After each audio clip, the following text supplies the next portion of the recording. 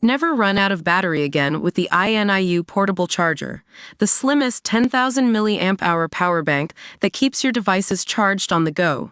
Stay powered up wherever you go. Click the link in the video description to shop now on Amazon. The NFL power rankings are out, and as you can expect from TrendGrid, we're breaking down what's happening around the league.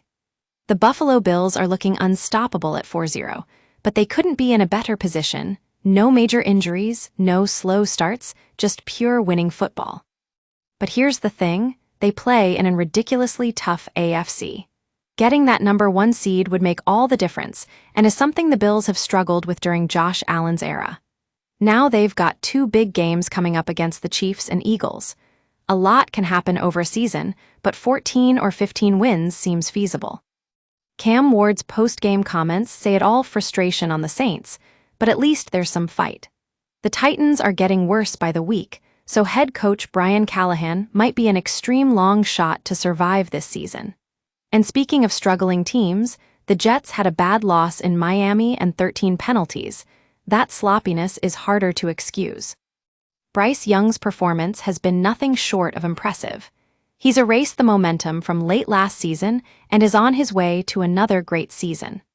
The Giants' decision to waste 3 weeks with Jackson Dart starting now makes sense, but it was a good win over the Chargers nonetheless. The Bengals are in trouble. Their offense line is bad enough that even Joe Burrow might have struggled behind it. Jake Browning's chances of starting against the Vikings or Steelers next week are slim to none. Ashton Jeanty looked like a superstar on Sunday, but his emergence was overshadowed by Geno Smith's awful performance and the Raiders' inability to block on a game-winning field goal attempt.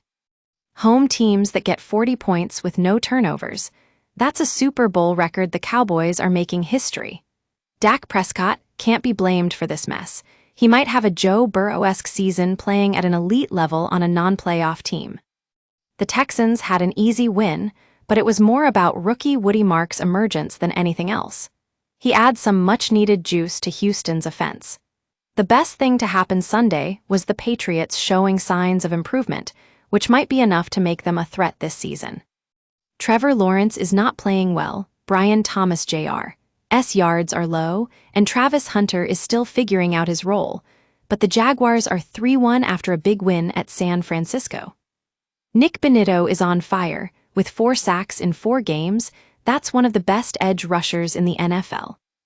Losing to the Rams isn't bad for the Colts, but losing like that? Inexcusable.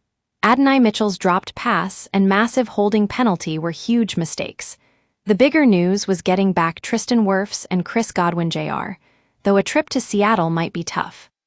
The Seahawks are looking good, especially after their impressive performance through 3 quarters against Arizona. Xavier Worthy makes a big difference. Now imagine the Chiefs with him for the rest of the season. The Packers look like one of the best teams in football right now, but they collapsed in Week 3 and barely got a tie. It's hard to know what to make of them, but some shine is definitely off. Injuries are always a concern, especially this late in the season, especially for the 49ers. Ricky Pearsall and John Jennings both out with injuries. Not exactly what you want to hear before a Thursday night road game against the Rams. The Eagles are undefeated, but have had stretches where they look terrible. Room to grow is exactly that, though 3 quality wins so far shows they're on the right track. The Bills didn't blow out the Dolphins or Saints. No need for unnecessary drama. They won both games by double digits, and there's no reason to get up for each game in a long season.